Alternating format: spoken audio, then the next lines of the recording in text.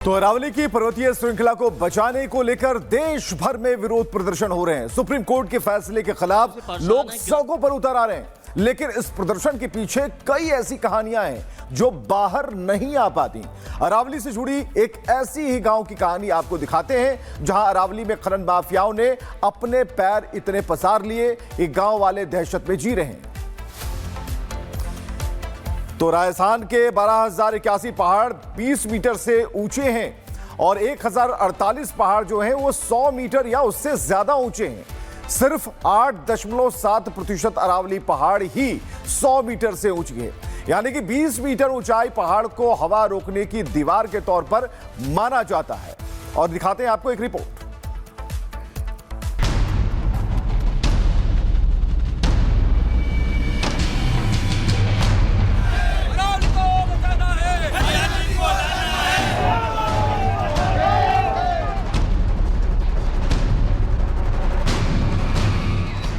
अरावली पहाड़ी को बचाना है।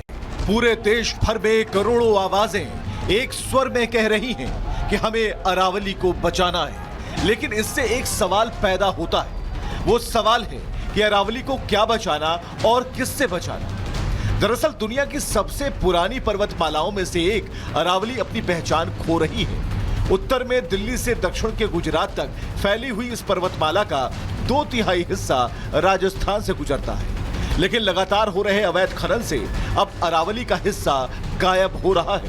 क्रशर की आवाजें और डंपरों की आवाजाही के निशानों का पीछा करते हुए रिपब्लिक भारत की टीम खनन माफियाओं के गढ़ में पहुंची। अरवल एनसीआर का इलाका खनन से बुरी तरह प्रभावित है।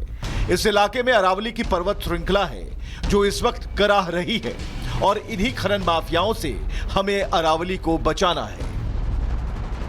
रामगढ़ में हम आपको दिखा रहे हैं अरावली पर्वत श्रृंखला, जिसके सीने पर कैसे प्रहार करके अवैध यहाँ पर देखिए माइनिंग की जा रही है।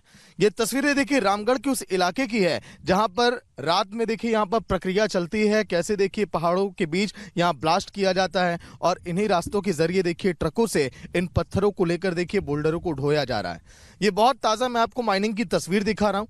एक तरफ हमारे यहाँ बगल में आप देख पा रहे होंगे लाइव देखिए जब ब्लास्ट किया गया इन पत्थरों को यहाँ पर देखिए ले जाने के लिए इन पहाड़ों को जब तोड़ा जा रहा था, वो भी तस्वीर आप देख पा रहे होंगे। लेकिन अरावली देखिए जिसको बचाने के लिए इस समय पूरे देश भर में लोग सड़कों पर उतर आए, वजह केवल एक है, क्योंकि ये जो बीच में आप पानी आप देख पा रहे हैं, ये पानी जो है ये प्रकृति का पानी है। जब इन पहाड़ों को देखिए ब्लास्ट किया जा रहा है, लगातार खोदा जा रहा है, तो ये पानी वहां पर देखिए निकला इन पहाड़ों के बीच से। इस इलाके में भील समुदाय के लोग रहते हैं, लेकिन आरोप है कि खनन माफिया यहां अवैध माइनिंग करते हैं, पहाड़ों पर विस्फोट करते हैं। रात के वक्त ये माइनिंग होती है। इसका सीधा प्रभाव आम लोगों की जिंदगी के साथ साथ पर्यावरण पर पड़ता नजर आता है। पूरा गांव पीड़ित है, घर टूट भी जाते हैं कई बार, तो बच्चे कई बार परेशान होकर गांव वाले क्या है बाहर पे रोड पे भी सोते हैं। ब्लास्टिंग तो पूरी तरह ही बंद हो जाए, बिल्कुल अरावली को बचाया जाए और जितनी भी खनन चल रहे हैं अवैध खनन सारा बंद होना चाहिए। ये सर 2009 से चल रहा है यहाँ पे, आज से नहीं है। और पूरा गांव सर, ये 2 गांव सटे हुए हैं, दोनों पीड़ित हैं और इनकी कार्रवाई सर हमने भोपाल तक पहुंचा दी अपनी दरखास्त, लेकिन किसी ने आज तक कोई सुनाई नहीं करी सर। वो करते हैं कार्रवाई और अलवर तक दब के रह जाती है सर, उससे आगे वो जाती ही नहीं है। हाँ सर, माइनिंग इतनी ज्यादा बढ़ गई है कि अब तो गांव में बने हुए ढांचों को नुकसान पहुंचने लगा है। अवैध खनन और ब्लास्टिंग की वजह से गांव में पानी की टंकी गिरने वाली है। गांव में 3 दिन से पानी नहीं आया, लोग परेशान हैं। हैरानी की बात यह है कि इस टंकी का निर्माण सिर्फ 2 महीने पहले हुआ था, अब तक उद्घाटन भी नहीं हुआ, लेकिन तह पर दरारें आ गईं। गांव वालों को डर है कि टंकी कभी भी गिर सकती है। इन सबके बीच सबसे ज्यादा दुखद तो यह है कि इस माइनिंग के चलते आसपास के गांव के लोगों के घरों में दरारें आ गईं। हर रात गांव वाले खौफ में गुजारते हैं, कहते हैं कब मकान गिर जाए कुछ पता नहीं। आरोप है कि माइनिंग और ब्लास्ट के चलते मकानों में दरारें दिखने लगी हैं।